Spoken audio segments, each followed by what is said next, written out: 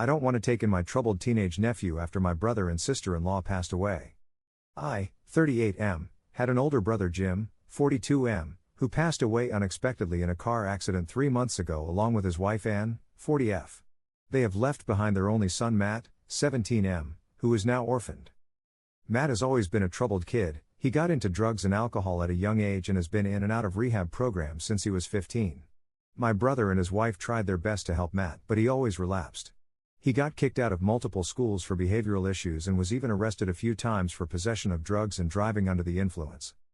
Since my brother and Ann's passing, Matt has been staying with Ann's parents as they were named his legal guardians in their will.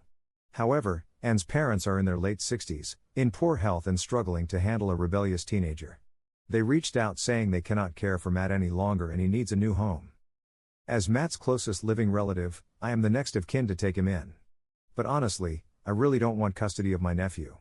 My wife Sarah, 36F, and I have 3 kids of our own, 9F, 7M, 5F, and live a comfortable, drama-free life. We don't want to invite a troubled teenager into our home and risk him being a bad influence on our kids. I proposed Matt go live with Jim's best friend Nick, 40M, who was like an uncle to Matt growing up. But Nick said his wife isn't comfortable taking Matt in given his issues. Other than Nick, my brother has no close friends who could take Matt. I feel guilty even suggesting this, but I told Ann's parents that Matt could go into the foster system until he turns 18 and becomes a legal adult. But they were adamant that Jim and Ann would have wanted Matt to stay in the family. Ann's parents have made it clear that if I don't take Matt in, they will pursue legal action to force me to become his guardian. I understand that Matt is going through a difficult time losing both parents and needs family. But I can't sacrifice my own kid's well-being and security to take him in, especially given his troubled history. My wife supports my decision, but the rest of my extended family is pressuring me to take Matt in, saying he is just a kid who experienced a tragedy and needs his family now more than ever. They are accusing me of abandoning my orphaned nephew. I want to do right by my brother's wishes, but I don't think he would want me to put my own kids at risk. Taking Matt in could jeopardize everything stable in my life. But refusing to raise my orphaned nephew also feels incredibly harsh. So Ida? Should I take in my troubled teenage nephew against my better judgment just because he has no other family options? Update number 1. It has been 2 weeks since my original post asking if I am the asshole for not wanting to take in my troubled teenage nephew Matt after my brother Jim and his wife passed away. I received a lot of thoughtful feedback and have been doing some soul searching to figure out the right path forward. Here is an update on what has happened since. After posting on Ida, I sat down with my wife Sarah for many long discussions about the possibility of taking Matt in. We talked through all our concerns, the influence Matt could have on our kids, the risks to our comfortable family dynamic, and whether we would have the time and energy to provide Matt the structure and support he needs. But we also talked about how Matt has suffered so much loss already, and how taking him in could give him his best and only chance to get back on the right track. Though it wouldn't be easy, we started opening up to the idea that as the only relatives Matt has left, maybe we have an obligation to try and help him despite his past issues. I met up with Jim's best friend Nick, who again expressed remorse that he and his wife felt they couldn't take Matt in. Nick stressed that Matt is a good kid deep down who has been through unspeakable tragedy for someone so young. He said if anyone could help Matt find his way, it was Sarah and I. I also sat down with my parents, who said they would provide extra support if we took Matt in, offering to have him over for dinner often so he gets out of our house, and helping cover the cost of his basic necessities like clothes and food. Their willingness to pitch in made this feel slightly less daunting. The more Sarah and I reflected, the more we warmed up to the idea of becoming Matt's legal guardians.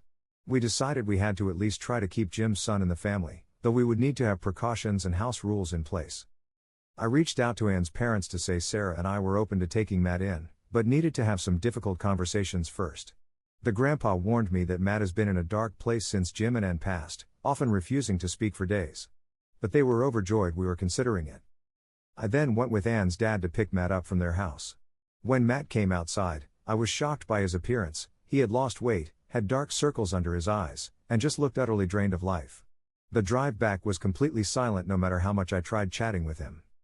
At my home, I sat Matt down along with Sarah and our kids to explain that we wanted him to join our family. But I was very upfront about the house rules: mandatory counseling twice a week, curfew by 11 p.m., required check-ins throughout the day, no drug or alcohol use whatsoever, and if he broke any rules he would be sent to foster care. I tried to get a sense of Matt's thoughts on this plan.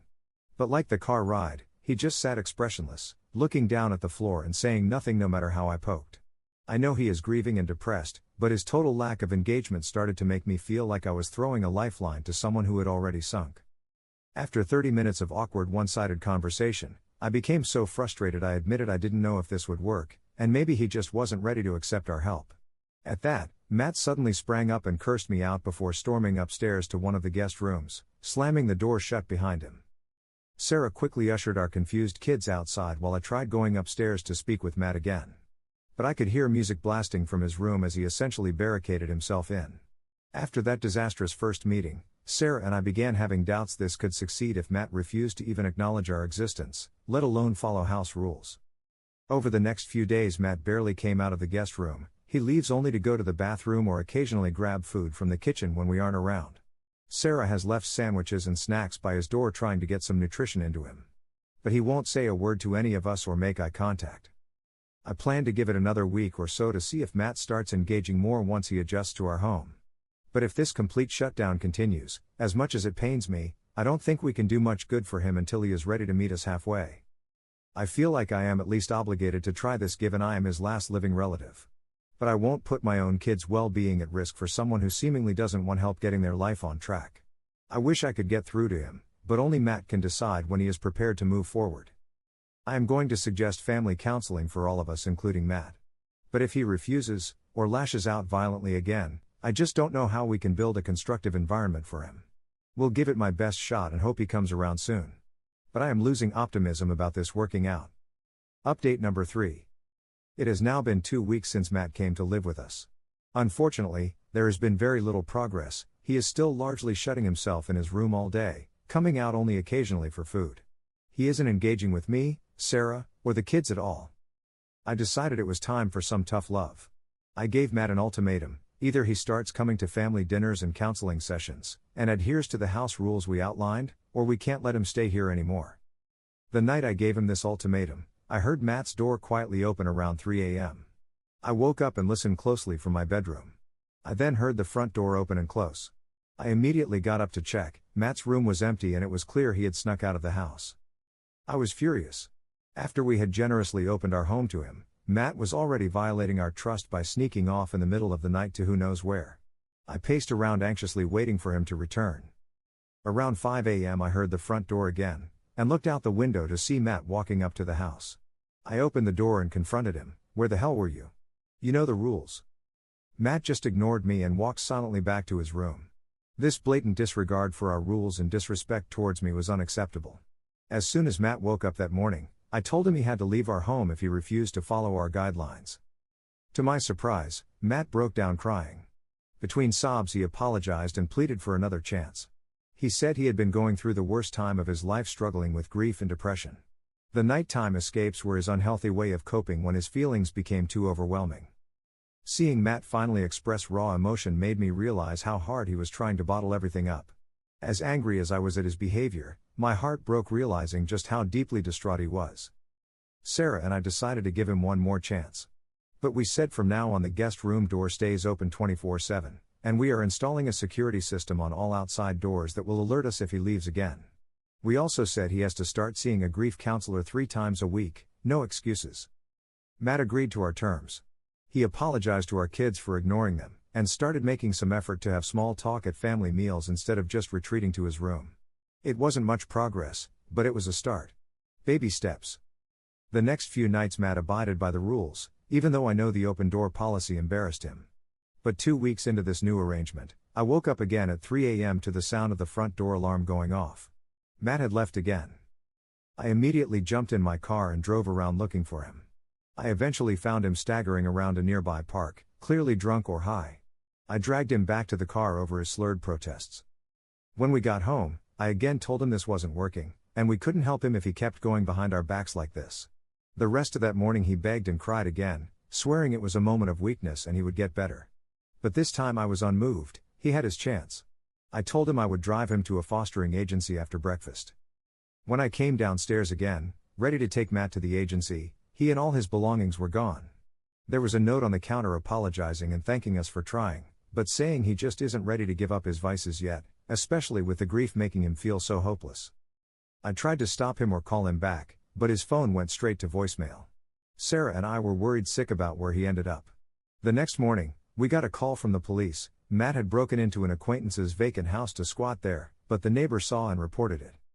We came and picked Matt up from the police station. It was clear whatever positive progress we had made was gone. He was back to giving us the cold shoulder and stare of contempt. The police said if Matt wasn't a minor, they would have arrested him. But since he was still 17, they released him back to us with a warning. This time, we told Matt he could not stay with us any longer. We dropped him off at the foster agency ourselves. They found a temporary home for him until he turns 18 in 6 months. Part of me wonders if I gave up on him too soon. If I should have been more patient and forgiving. But I can't expose my own kids to his behavior, and he repeatedly proved he did not want to change. His self-destruction and anger run too deep for me to save him from himself. Maybe once Matt has truly hit rock bottom alone, he will realize he needs to make a choice to either turn his life around, or continue down this dark path. I hope he chooses right eventually, but it is out of my hands now.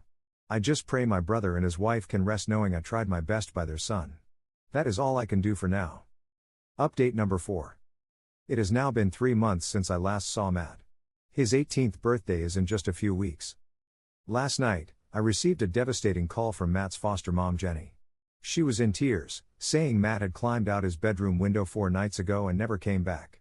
She filed a police report, but there were no leads on his whereabouts. Jenny said she had a bad feeling Matt was in serious danger, likely back on the streets and using with the wrong crowds again. She begged me to drive around the areas he used to frequent to search for him. My wife Sarah and I were extremely worried. We left the kids with my parents and spent all night driving anywhere we thought Matt could be. We checked parks, abandoned buildings, diners, everywhere. As daylight broke and there was still no sign of Matt, our worst fears intensified. I couldn't bear the thought of him lying in a ditch somewhere, hurt or worse. Exhausted and despairing, Sarah and I stopped in a parking lot to gather our emotions. Just then, my phone rang again. It was Jenny. Police found Matt unconscious in a local park. They were taking him to Mercy Hospital now. Sarah and I rushed to the hospital. Doctors said Matt had suffered a heroin overdose, but they managed to revive him, though he was still unresponsive.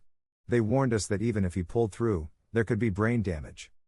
A detective spoke to us and said witnesses reported Matt was at a known drug den party last night. He likely took a bad batch of heroin laced with fentanyl. The detective sadly remarked how too often good kids fall prey to the opioid crisis. Sarah and I stood vigil by Matt's hospital bed praying he would recover. He looked so small and helpless lying there, tubes covering his face. All our petty grievances with him melted away. I just desperately wanted my nephew to live. The doctors did brain scans and found significant injury.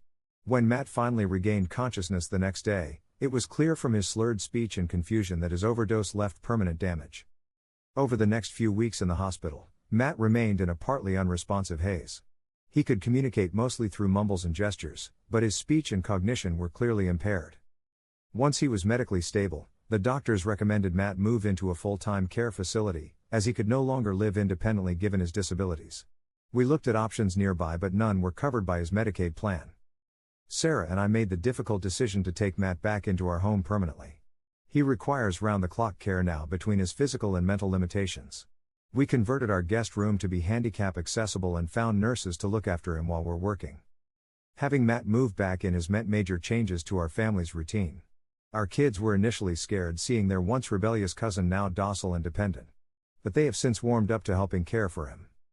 As heartbreaking as seeing Matt like this is, in an odd way, I now have hope for the first time in years that he can get back on a positive path once this all sinks in.